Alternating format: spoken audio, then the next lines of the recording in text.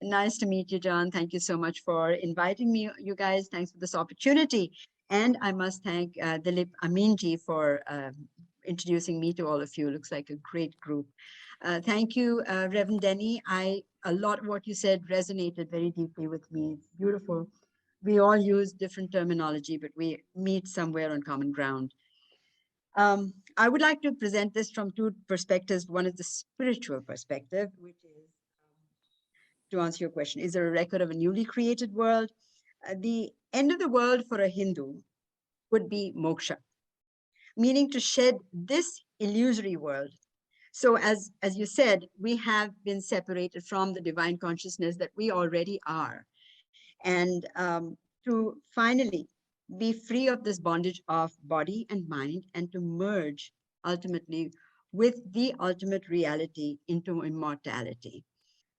So the end of the world would be moksha, which is freedom.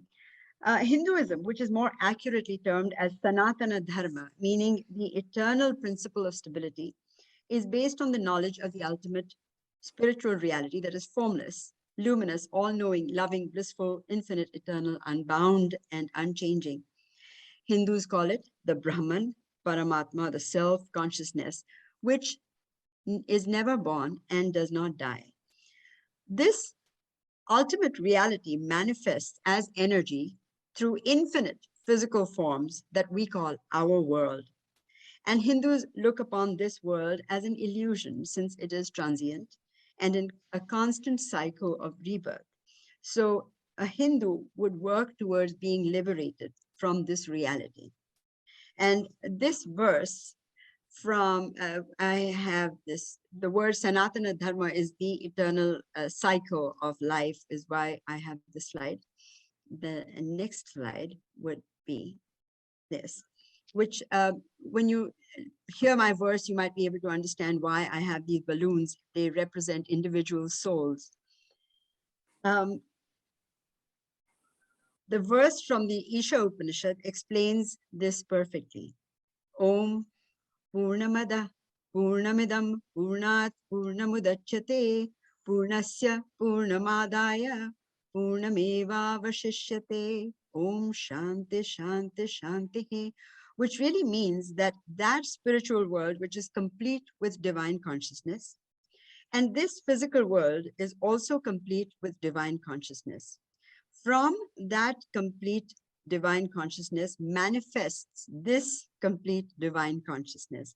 Therefore, taking Purna, or the complete divine consciousness, out of the complete divine consciousness leaves only the complete divine consciousness.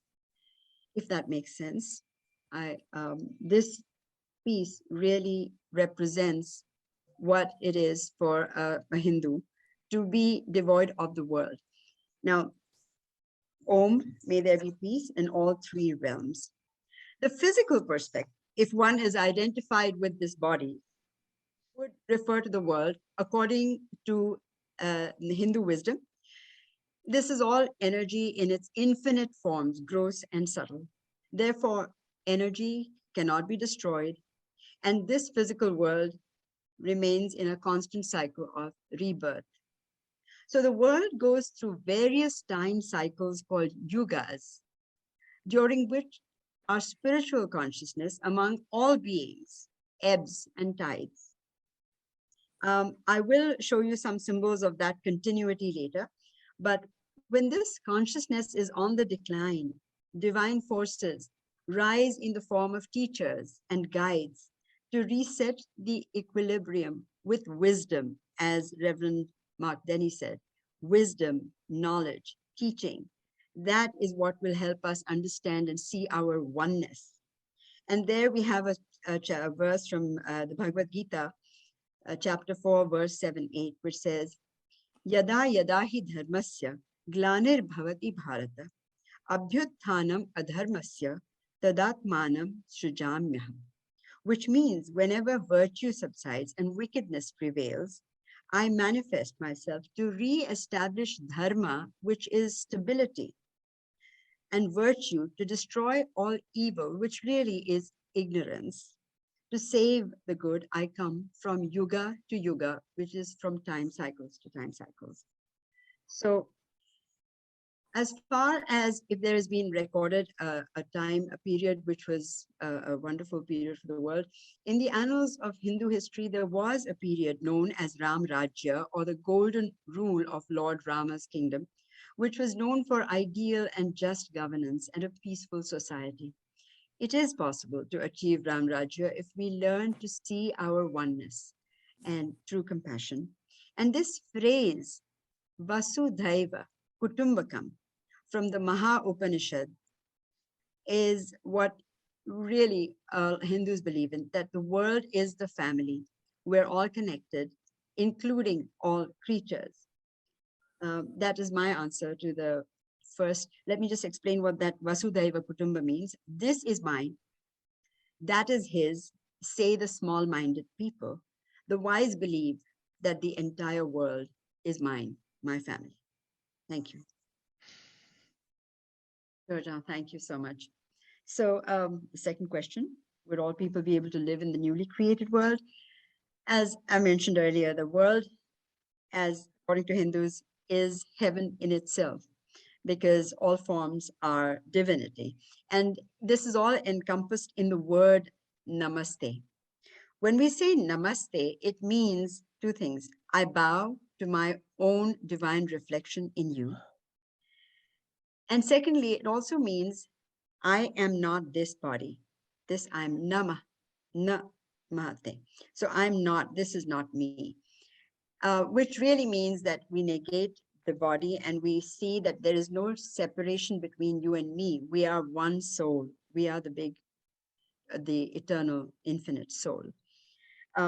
So in that, by that sense, we are all a part of this newly created world, or what is this world, what this world is. But since you talk about how we would be able to create a better world, would be to see the oneness amongst us. And and this includes all creatures, right, from micro to macro. We already see a lot of growing consciousness, especially during this Corona period. We saw people, the consciousness has risen to help each other, to be there for one another. There's a lot of awareness now. We have a chant from the Brihadaranyaka Upanishad. Sarve bhavantu sukhina, sarve santu niramayah, sarve bhadrani pashyantu, ma kaschid dukkha bhag bhavet, om shanti shanti shanti, which means, may all beings be at peace. May all beings be free from disease. May all beings see only good, and may none experience sorrow. May there be peace in all three worlds, which is the spiritual, physical, and the mental. So really, according to Hindu philosophy, there is no other better world. This is the better world. It's when we shed our ignorance that we will realize our own divinity. And there'll be more love and compassion.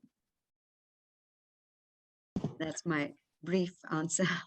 Thank you, Ms. Mona. Thank you so much. Let's give a round of applause for that. Thank you.